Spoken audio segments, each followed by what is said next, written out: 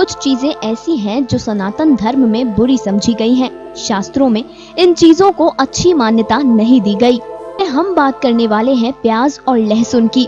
ये दो चीजें नवरात्र में बिल्कुल भी इस्तेमाल नहीं की जाती। क्या आपने कभी सोचा है कि इसके पीछे वजह क्या है? क्यों लहसुन और प्याज को ना तो नवरात्रि में इस्तेमाल किया जाता है, ना ही कभी लहसुन और प्याज से बना खाना भगवान को भोग लगाया जाता है? अगर नहीं तो चलिए आपको हम बताते हैं। अपनी इस रिपोर्ट में हम आपको यही बताएंगे कि क्यों नवरात्रि में प्याज और लहसुन का इस्तेमाल नहीं होता। सबसे पहले इसके पीछे की आध्यात्मिक कहानी की बात करें तो जब समुद्र मंथन हो रहा था और समुद्र में से अमृत निकला, तब भगवान विष्णु ने दानवों को भ्रमित करके अमृत देवताओं को पिला दिया था। उस दौरान भगवान विष्णु, जो कि मोहिनी रूप में थे, उनसे एक बड़ी गलती हो गई थी। दरअसल भगवान विष्णु ने राहु और केतु को देवता समझकर उन्हें अमृत की बूंदें पिला दी थी, जिसके बाद फौरन सूर्य और चंद्रमा ने भगवान विष्णु से कहा कि प्रभु, ये दोनों दानव हैं और आपने इन्हें अमृत की बूंदें पिला दी हैं।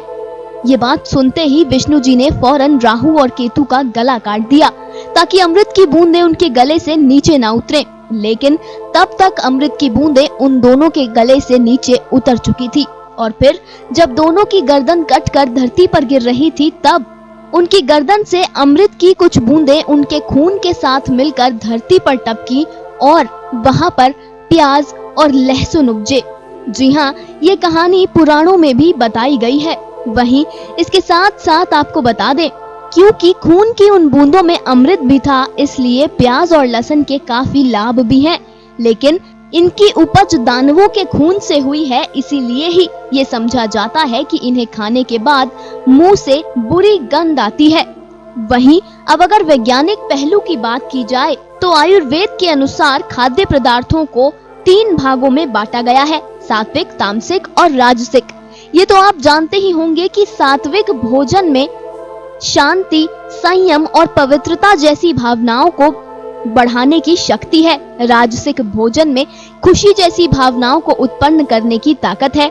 तो वहीं तामसिक भोजन क्रोध, जुनून, अहंकार, विनाश जैसी भावनाओं को उत्पन्न करता है।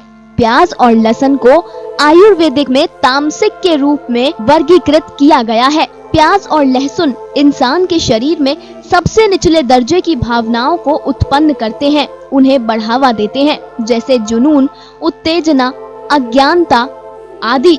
इसीलिए आयुर्वेद के हिसाब से भी प्याज और लहसुन तामसिक भोजन है और तामसिक भोजन व्रत में उपयोग नहीं किए जाते। लिहाजा आध्यात्मिक और वैज्ञानिक दोनों ही पहलुओं से प्याज और लहसुन कई रूपों में इंसान के लिए ठीक नहीं है।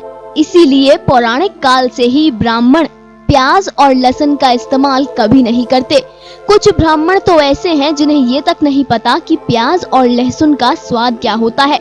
आपको जानकारी दे दें कि सनातन धर्म में ही नहीं बल्कि जापान और चाइना में भी एक वर्ग के लोग ऐसे हैं जो प्याज और लहसुन से परहेज करते हैं। इसीलिए प्याज और लहसुन को नवरात्रि व्रत में भी इस्तेमाल नहीं किया जाता। आपके मन में प्याज और लहसुन का इस्तेमाल ना करने को लेकर जितने भी सवाल होंगे, उसका जवाब आपको मिल गया होगा।